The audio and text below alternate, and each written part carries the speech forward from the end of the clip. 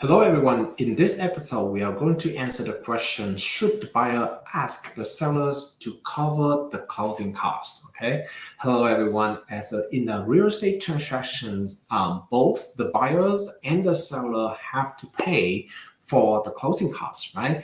And as for the seller, the closing cost is very simple and it's not a lot of money for them. But for the buyer, that including title fee and also the most expensive is the lender fees, right? And generally, because of the current market as well, because of the current interest rate, a lot of buyers thinking about paying upfront fee to reduce the interest rate.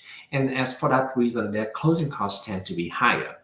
As a creative option, some of the agents, some of the buyers come to the idea to ask the seller to pay a portion or all of the closing costs. Normally, if you the terms of the contract is going to be seller concession, but that basically the money coming from the seller to help the buyer paying the closing costs. That could be 1%, 2%, 3%, 10,000, 15,000, depending on the transaction, right? But today, we are going to look at some of the real estate data as of today to see whether it is a good idea or not to ask so, to ask. And if it is, how much should we ask? All right, let's jump right into the real estate data, the data that I'm going to share with you right now.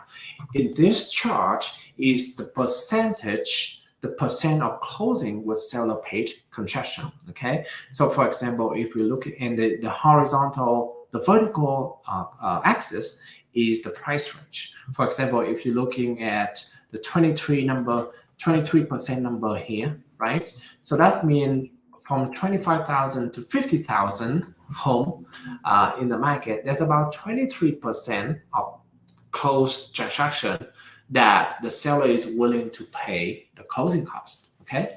Another example right here, 300 price range, 300 to 400. That is actually the highest amount of seller willing to pay for closing costs, which is about 55%. Now, the other equation that and as you see here, as we go through a higher price range, the number of seller concession is actually the number of transaction closing with seller concession is actually less. The reason is that most of the people buying a more expensive home, right? They do have money, and so they would rather negotiate with something else. For example, the purchase price or the repair that needed for the house, or they don't even worry about closing costs because they may be able to pay with cash, right? As I told you, one of the most expensive closing costs for the buyers is the lender fee. So if they already paid cash, they don't have that expensive closing cost anymore, right? Therefore, they are not needing a lot. But as far for the price of the home that less than 400, that is the price range for first-time home buyer. Okay, I would say 500 to 400, 500 up above below, right? Is for first-time home buyers, and for first-time home buyer, in general, they don't have a lot of cash to pay for the closing costs, right? So they tend to ask for, they tend to more open to ask for the support from the seller. Okay, from 400 to 500,000, about 51% of the transactions close with a seller concession. 300 to 400, 55%, and this is the percentage that the transaction is closing with the seller concession. You may asking how much, right? How much on average that they are going to pay you? So the second chart right here, if you're looking at the blue line right here, right, that's couple notice, that is the median seller paid seller concession, the median amount of money that the seller is willing to pay. This is for all price range, by the way. This is for all price range. So as of today, September of 2023, on average, the seller is willing to pay about 7,500 for all the price range. Okay, that number is top maybe around December of 2022. That is around almost 10,000, 9,500, right?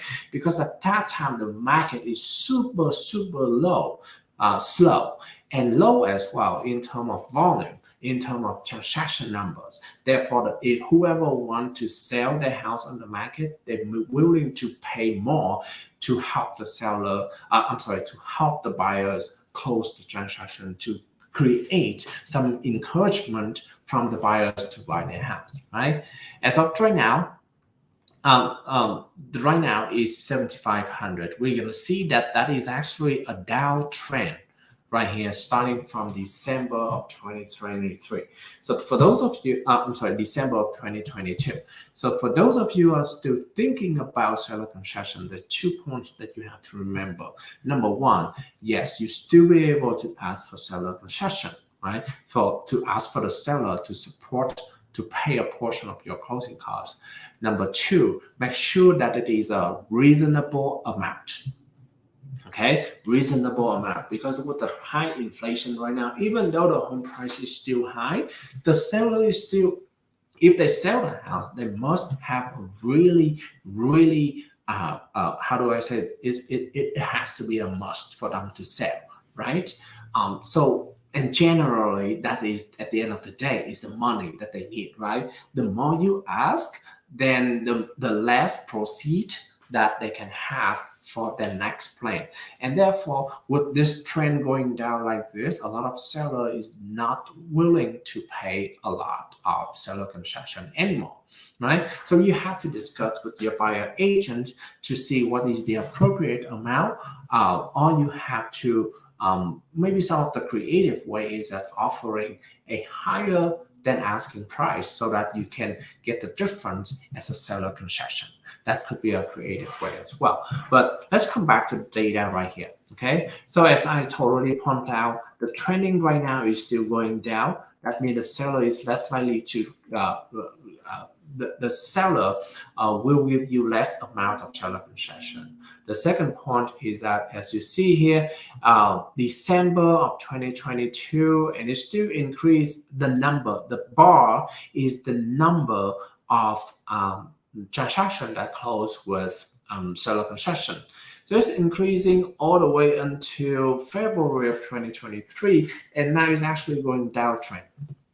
And there's less and less transactions that close with seller paid concession, and that is general, and that is the move in today's market. So be careful. If you're asking for too much, the seller may not consider that anymore.